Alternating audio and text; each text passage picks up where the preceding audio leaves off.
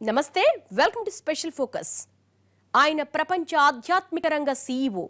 ప్రజలను భక్తి మార్గం పట్టించడంలో ఆయన తర్వాతే ఎవరైనా. అసలు ఆయన పాలనా దక్షతకు తిరుగులేదు. దీంతో ఆయన దగ్గరకు వచ్చిపోయే భక్తజన సందోహంతో క్షణం తీరికుండడం లేదు.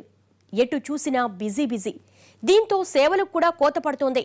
అర్ధరాత్రి 1:30 జరగాల్సిన పవళింపు సేవ వేకువజామున మొదలవుతోంది. ఆ వెంటనే సుప్రభాత సేవ ప్రారంభిస్తున్నారు. దీంతో శ్రీవారికి రెస్టు లేకుండా పోతోందని అంటున్నారు పండితులు. ఇదెంతవరకు కరెక్ట్? ఆగమ శాస్త్రం ఏం చెబుతోంది? టీటీడీ ఏం చేస్తోంది? రికార్డులకు పోయి అపచారం చేస్తోందా?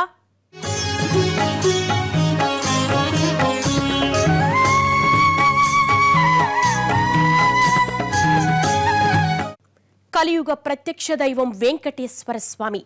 స్వామివారి పూజా కైంకర్యాలు, సేవలు ఆగమ శాస్త్ర ప్రకారం నిర్వహించడం లేదా? ఈ విషయంలో టీటీడీ నిర్లక్ష్యంగా వ్యవహరిస్తోందా? భక్తుల రద్దీ పేరుతో నిబంధనలకు నీళ్లొదిలేస్తోందా? శ్రీవారి సన్నిధిలో ఏం జరుగుతోంది? ఏం జరగాల్సింది? మొదటి నుంచి టీటీడీది వివాదాస్పద వైఖరే. భక్తుల రద్దీ ఎక్కువయ్యే కొద్దీ దేవస్థానం వారికి ఏం చేయాలో పాలుపోవటం లేదు.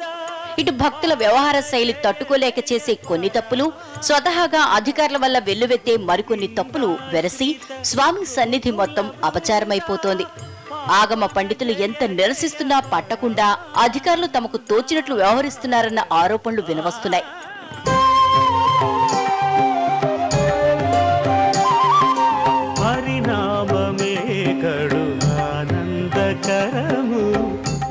గర్భాలయంలోని వెంకటేశ్వరుడు మూల విరాటు పూజా కైంకర్యాలన్నీ వైఖానస ఆగమ నిబంధనల ప్రకారం వేకువజామునే మొదలు పెడతారు. తిరిగి అర్ధరాత్రి వరకు ఈ సేవలు కొనసాగుతాయి. 24 గంటల్లో మూల విరాటికి 10 గంటల పాటు పూజా కైంకర్యాల కోసం విధిగా కేటాయించాల్సి ఉంటుంది.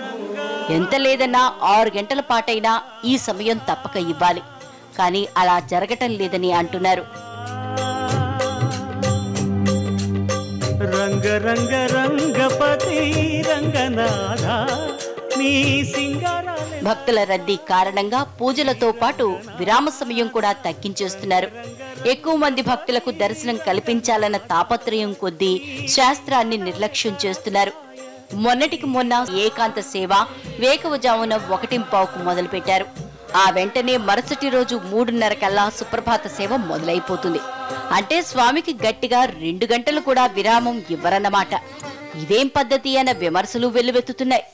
ఏ అర్చామూర్తిని మనం ఈ యుగంలో ఉపాధిగా తీసుకుని మనం పూజని నిర్వహిస్తూ ఉన్నామో ఆయన్ని మనం ఎంతెంత సమయాన్ని ఆ సమయాన్ని కేటాయిస్తూ భక్తుల్ని కూడా అంతే వేకం చేయాలి. భక్తుల్ని కూడా వాళ్ళకు కూడా చెప్పాలి, ఇంత సమయంకే వరకే దర్శనం ఉంటుంది అనేది వాళ్ళు కూడా మెంటల్గా ఫిక్స్ అవుతారు. ఆయనకే నిద్ర ఇవ్వకపోతే ఎట్లా? ఆయనకి నిద్ర అవసరం లేదు. కాకపోయినప్పటికీ కూడా మనకొక నియమం ఉన్నది. మనం కూడా ఒక సమయానికి పడుకుంటాం, ఒక సమయానికి నిద్రలేస్తాం. మరి స్వామివారికి కూడా అట్లాగే చేయాలిగా. అక్కడి నుంచి వచ్చిన వాళ్ళమేగా.